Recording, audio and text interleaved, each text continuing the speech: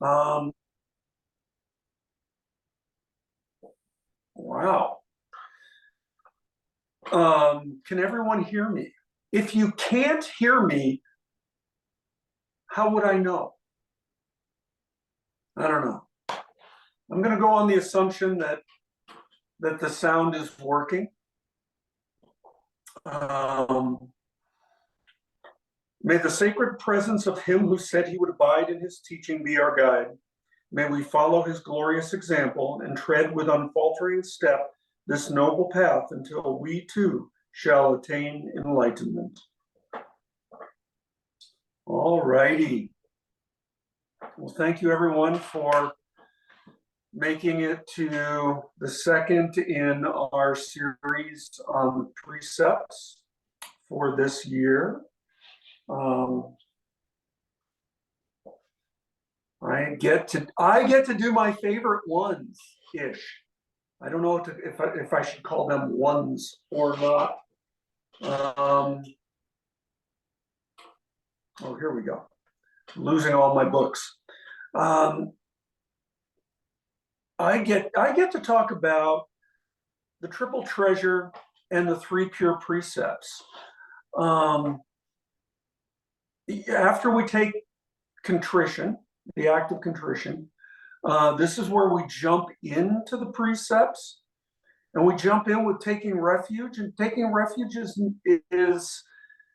considered a precept because we have 16 of them, 3 treasures, 3 pure, and 10 grave.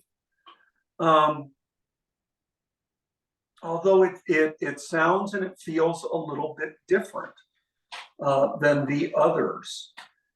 And if you will just bear with me a moment, I am going to kind of put together and then put aside a big chunk of taking refuge. And that's when we talk about the 3 merits of taking refuge. Well, you know what? No, I'm not. First, we're going to take refuge. Then I'll get rid of the chunk. So taking refuge, I take refuge in the Buddha. I take refuge in the Dharma. I take refuge in the Sangha.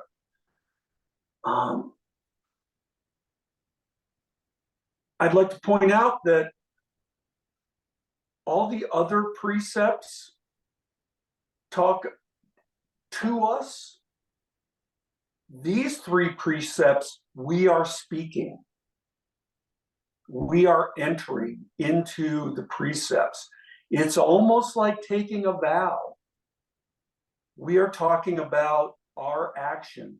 We are taking refuge in the Buddha. We are taking refuge in the Dharma. We are taking refuge in the Sangha. So after we take contrition, then we take refuge. We are performing an action.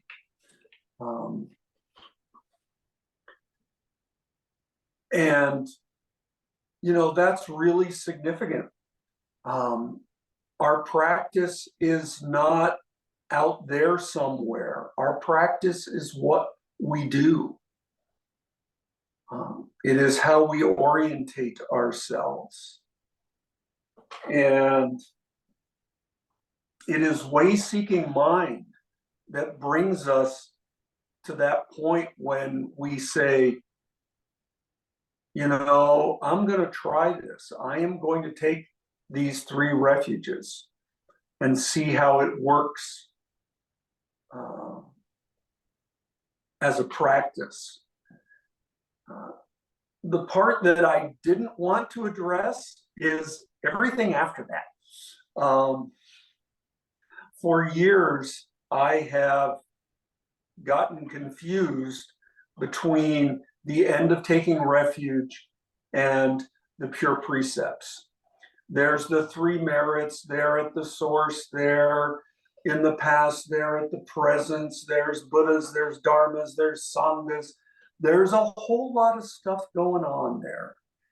And it is worth investigating. I am not really going to address it tonight.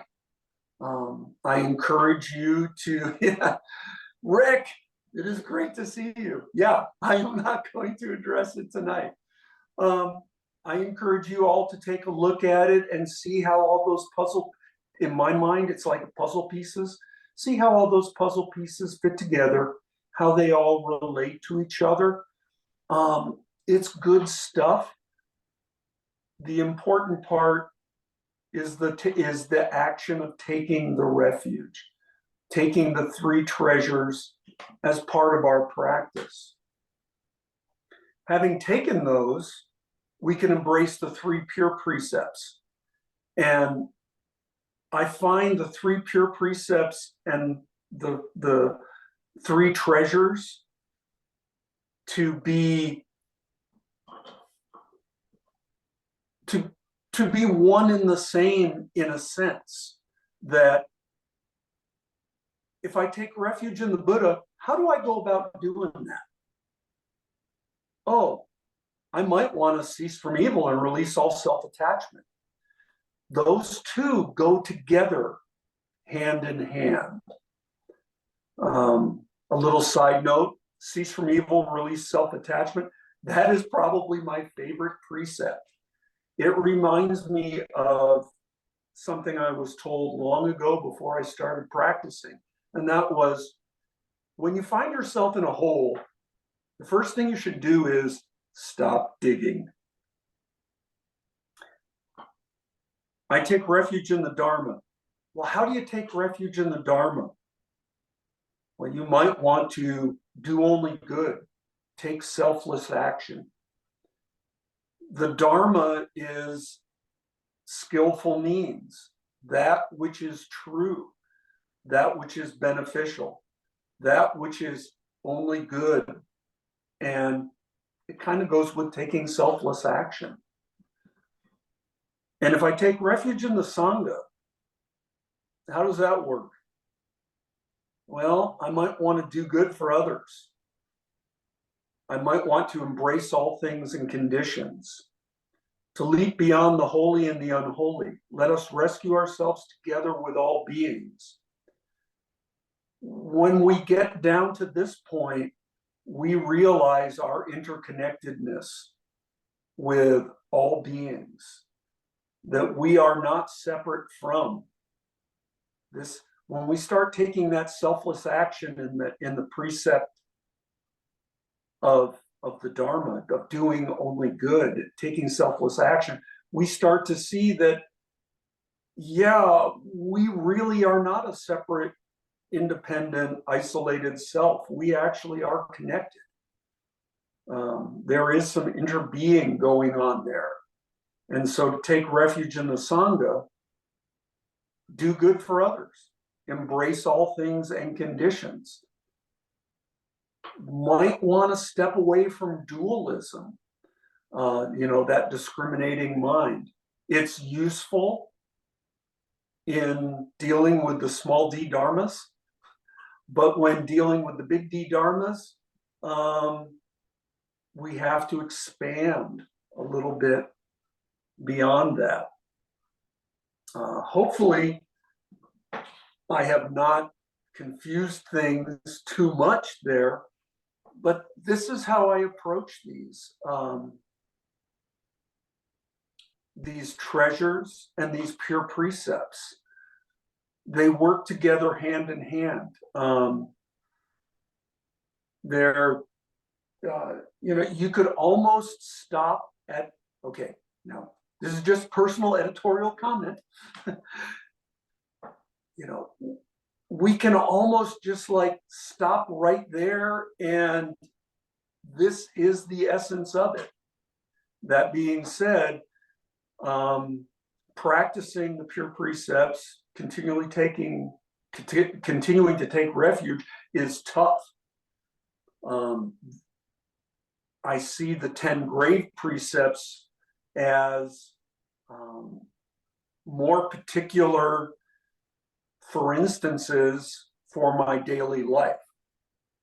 The pure precepts might be a little too general and I might need some specific help, and that's where the grave precepts come in.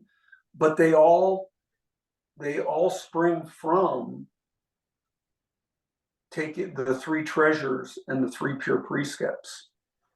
Now I'll give you a spoiler alert.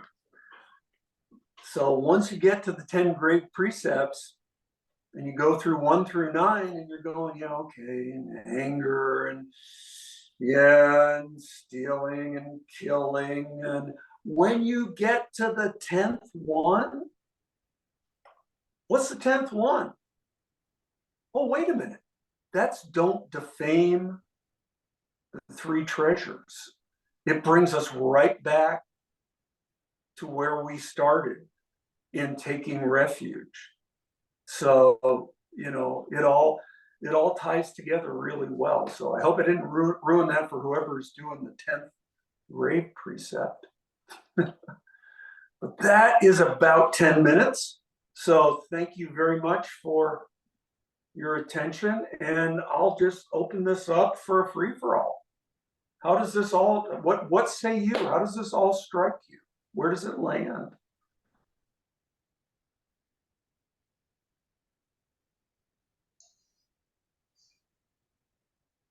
Well, Muji, I liked how you wrapped together the three refuges and the three pure precepts.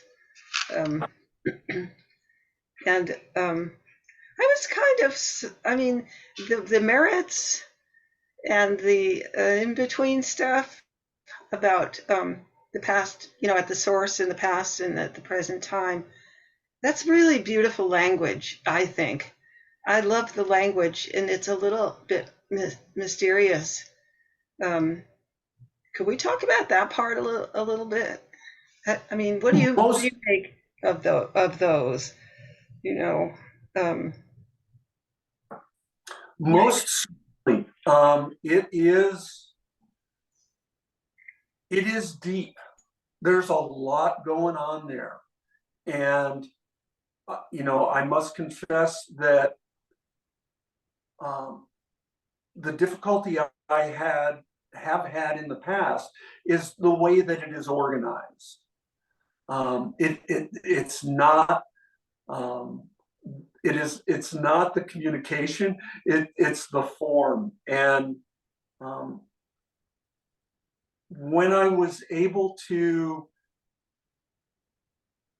see that what we're talking about here is the merit of the treasures in source, past and present. And if I can focus on the merit of the treasures and not get lost in the whether it was the past, the present, or the source, it becomes much easier to appreciate the beauty of that language and what it's trying to convey. The merit of the source is a great little handle to think of for comprehending that that middle part. I mean, some of it, like the Dharma as the medicine for all suffering. We take refuge in the Sangha as its members are wise and compassionate. It's beautiful. And that's pretty straightforward. But then it's with the merits, you know, that does get confusing. I agree. That first paragraph, you know, it rings really loud. And for me, some days I welcome it, and some days I cringe. But it never fails to hit home. And something I have to remind myself as I go through here, taking refuge in the Buddha and the Buddha treasure, you know, I have to remind myself, who is a Buddha? what is a Buddha? Where is this Buddha?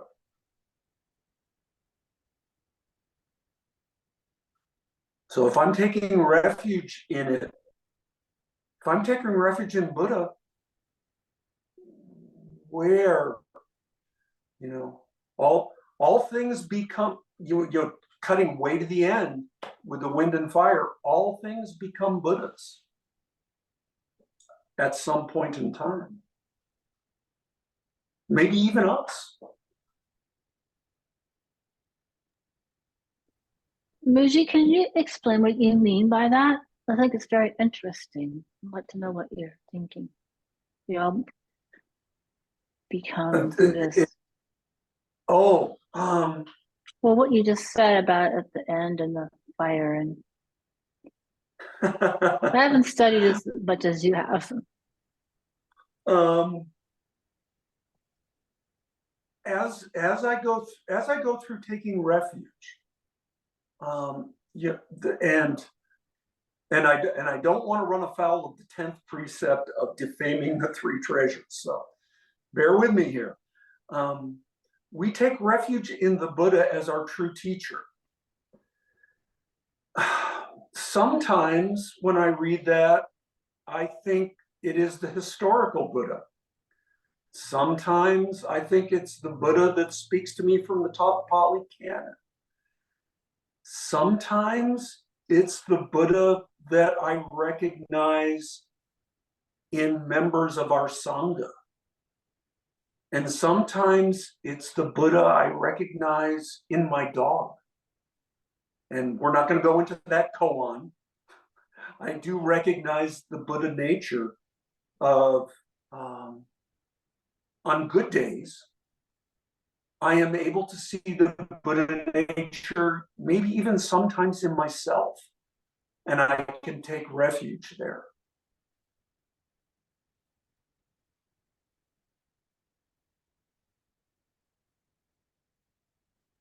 That was almost like Mondo. That was beautiful, Muji. That was really beautiful. Yeah. If it was Mondo, I would say, may your life go well. I was thinking the same thing, Muji. It's like you're on this hot seat. Like I hope it doesn't feel like that to you. It shouldn't. We could talk to each other. I mean, how do the pure precepts, those very distilled, straightforward precepts, how do they all fall with you? Do they evoke any response?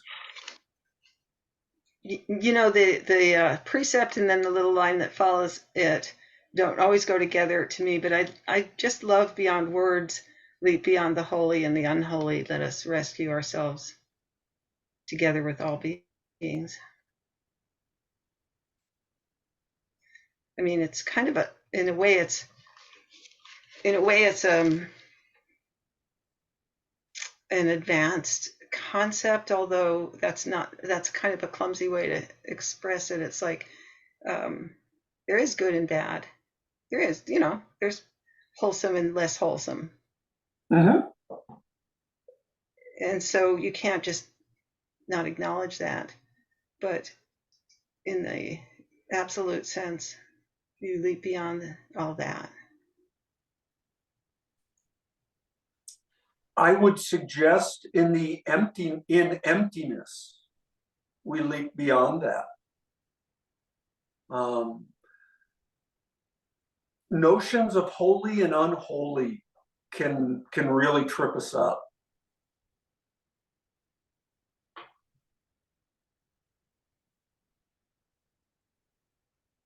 I hear a lot of silence out there. Sorry. But at the very end, after the precepts, after the 10th, it says, as well as the bricks and stones become Buddhas, all things become Buddhas. The giver and receiver are the same, and there is no gift. It all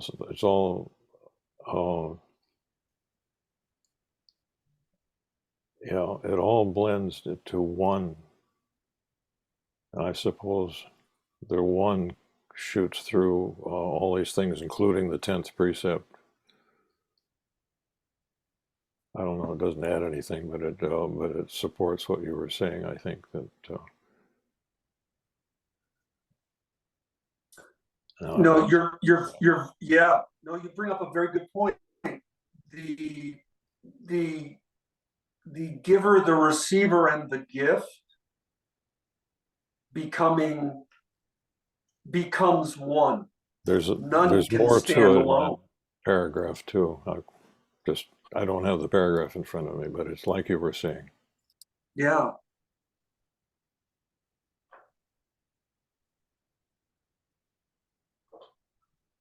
This is a great discussion, and I'm glad you're sharing tonight. And actually, I had been reading Pema Chodron's books and listening to her tapes before I joined the Sangha at age 73. And when I read the beginning Precepts, the Pure, I thought, this is all I need. And like in this country, our society, if you pick up Buddhism later, I grew up as a Christian. So the do not steal, do not kill, it's like, oh yeah, right, we had that before, and of course you get it. But it's like, oh yes, what else do you need? Do no harm. And it was just like, it felt like coming home. I thought, oh, I'm old. I don't have to explain to anybody. I just embrace it. And I like the leap beyond the holy and the unholy because we don't have to figure everything out. It's not, it's just, we're given curiosity and instinct. It's a gift. It's part of our Buddha nature, so we don't have to, it's just there for us. So thanks for the talk and the great discussion. Thank you, Ruth Ann. Yeah, it's great to have you here. Yeah, I love that, Ruth Ann. It's just like, it's just be good. It's not that complicated. Just be good. Don't be a jerk. Yeah, this idea, you kind of got me thinking here. Leap beyond the holy and the unholy. Let us rescue ourselves together with all beings, kind of is hitting me in a way,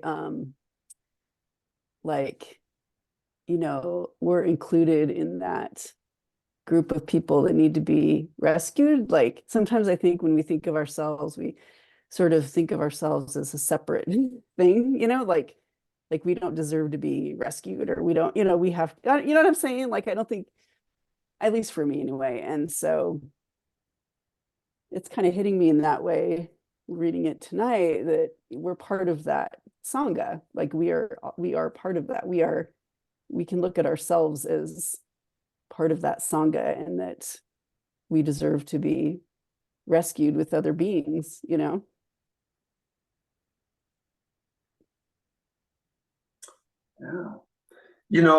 I might go so far to say that we cannot, it's that Mahayana thing.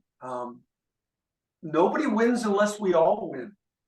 No one is rescued unless we are all rescued, including ourselves. So like when we take the Bodhisattva vow, we're not apart from it. We are a part of it.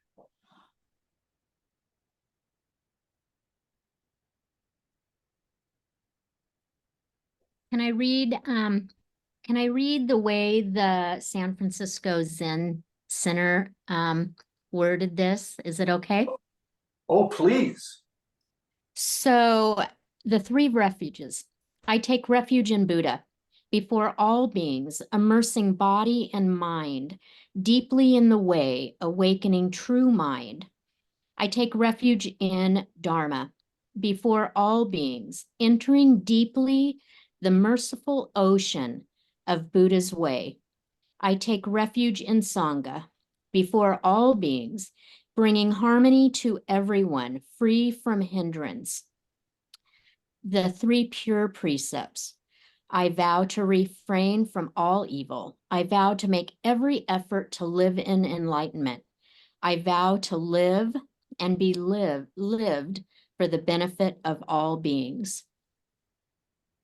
I think it's always when we do precepts, it's always it just really adds for me to go in and look at other sanghas, definition or the way they word whatever we're working on that week. And I think there's something, that whole entering deeply into the merciful ocean of Buddha's way is just so pretty. Could you read that again, Sean? Yeah, the whole thing or just that part? Yeah, the whole thing. I take refuge in Buddha before all beings, immersing body and mind deeply in the way, awakening true mind. I take refuge in Dharma before all beings, entering deeply the merciful ocean of Buddha's way. I take refuge in Sangha before all beings, bringing harmony to everyone, free from hindrance. The three pure precepts. I vow to refrain from all evil. I vow to make every effort to live in enlightenment. I vow to live and be lived for the benefit of all beings.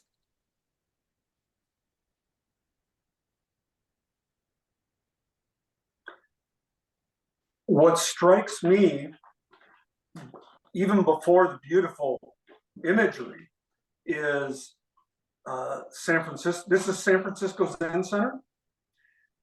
It is all in the form of vow.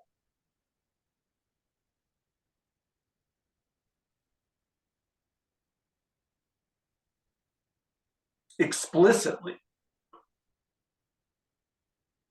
Thank you for sharing that. And that is what you said when you started tonight.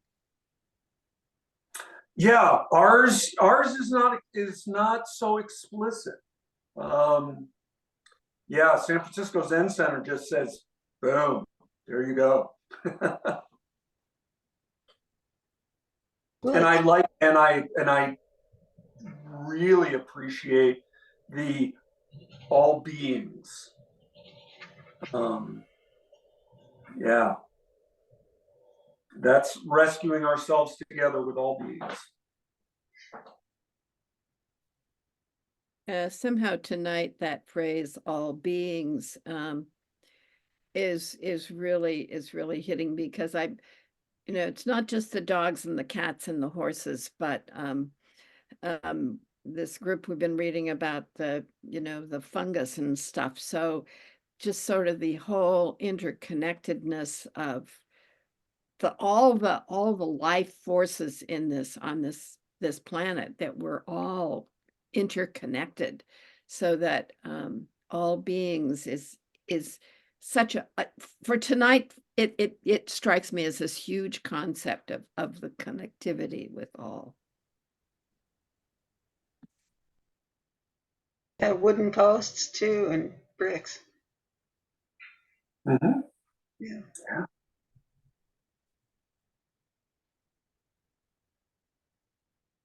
I always wanted to leave out the word sentient in the all Buddhas, but I'm not allowed to. Where it's in the dedication of merit. Oh, yeah. May we together with all sentient beings. I mean, because name a being that's not sentient. There you go. And how would we know? So, I want to include the AIs and the fungi and everybody and the rocks. Yeah. I agree. We could omit the sentient. I asked about that many years ago, and no, not allowed to leave that out. Well, yeah, tradition. Tradition.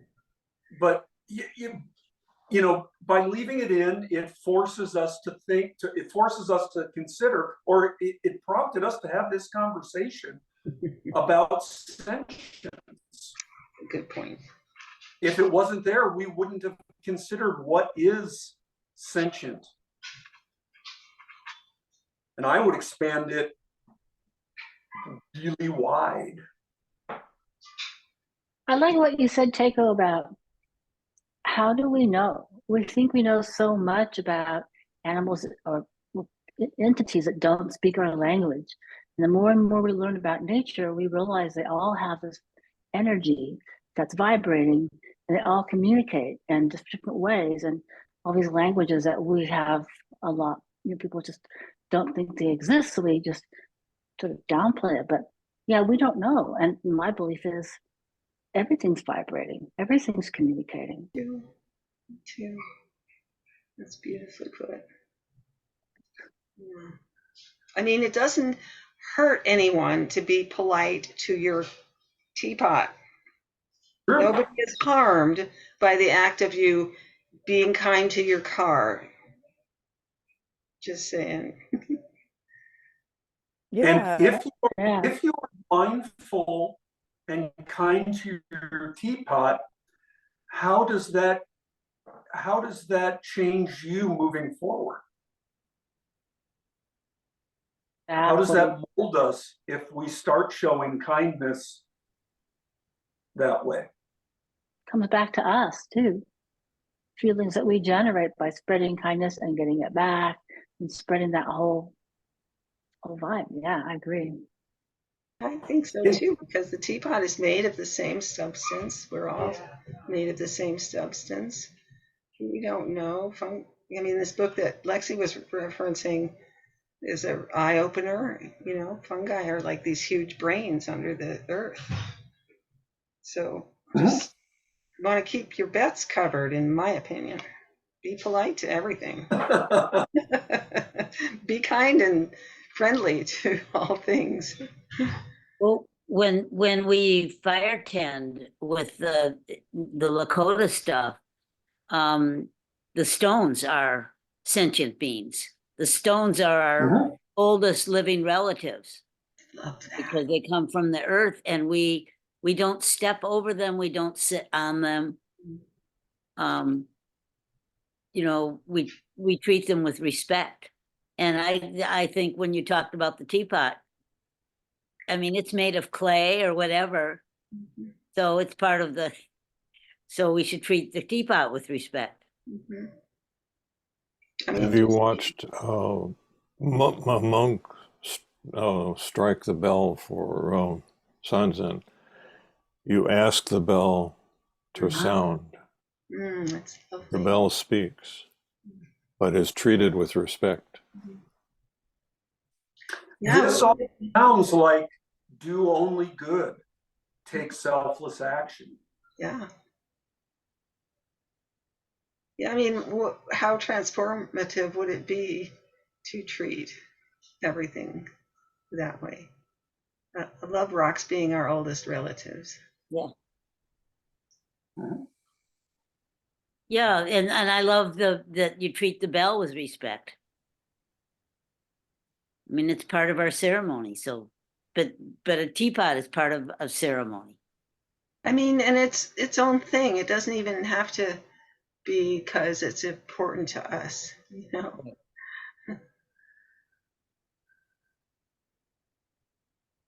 Yeah, no, that's good to think about. Yeah.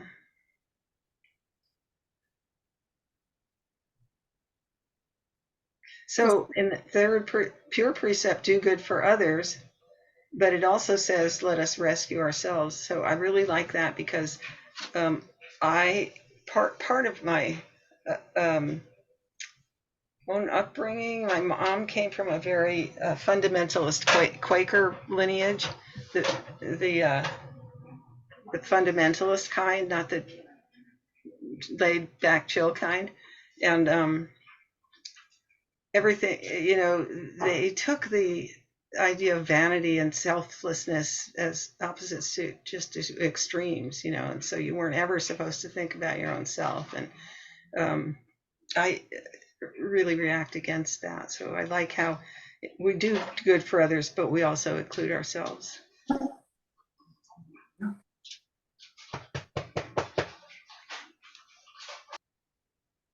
Shawan, did you have something you were going to add? Well, there was two things that popped up. The AI, I just had to kind of laugh about the AI because I had listened to a seminar not too long ago, and since I signed up for it, the seminar, the day after, every day I get a text message from AI, and it's the AI of the person that put on the seminar. And every day I try tripping it up, it'll ask me questions like what my intention is for the day or something. And I put something really, I don't know, silly.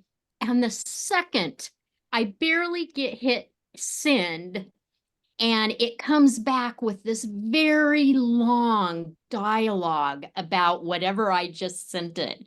And so when you had said about AI, it's like this being on the other end of the text messages that, and every day, and if I don't say something to it, it'll come back and say, I really miss you. I haven't had any discussion. Is there something new that's going on with you today?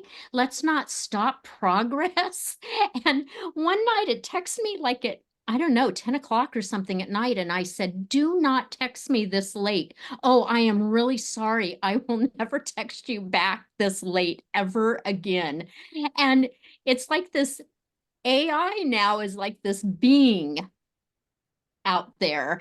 And I've thought, man, is this guy gonna keep texting me for eternity until I just tell him, stop texting me? It was interesting.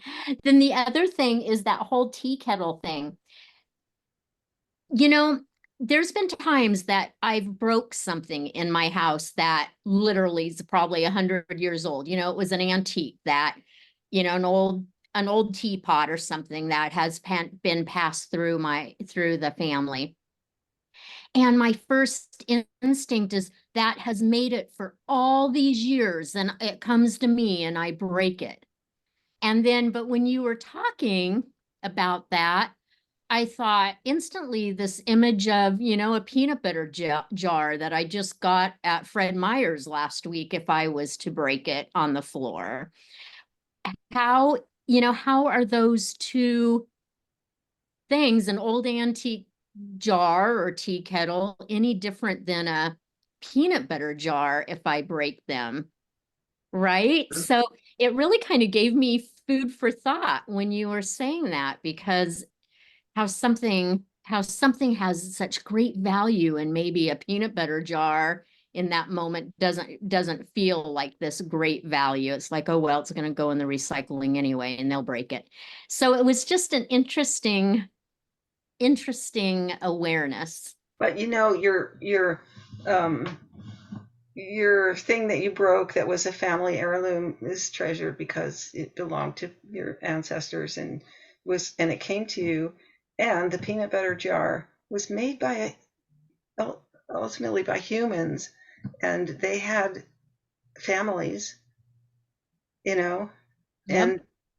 and they put their hands on, and somebody made the machines that make the peanut butter jar and the machines that put the peanut butter in the jar, you know, and manage the machines that screw the lid on, and their families and their parents, and somebody, you know, tended the peanuts. Somebody planted the peanuts and grew them, and That's right. Sustaining families, sustaining generations from that farm or whatever. It's just, you know, when you really kind of peel back those things, it really does take you at such a, I don't know, deeper place.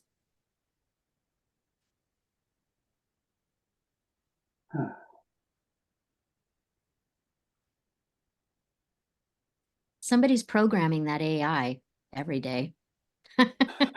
But they program themselves. There's no programming in there. The developers don't know how they work. Even the developers, though, they're doing something, right? Yeah, but they don't know how they work. It's very mysterious. It's very mysterious. That was lovely, Muji. Oh, well, thank you. Would you like me to wrap that up? All right. Abiding in the animal world like a lotus in muddy water, the mind is pure and goes beyond. Thus we bow to Buddha. Thank you, everyone. More precepts. Thank you.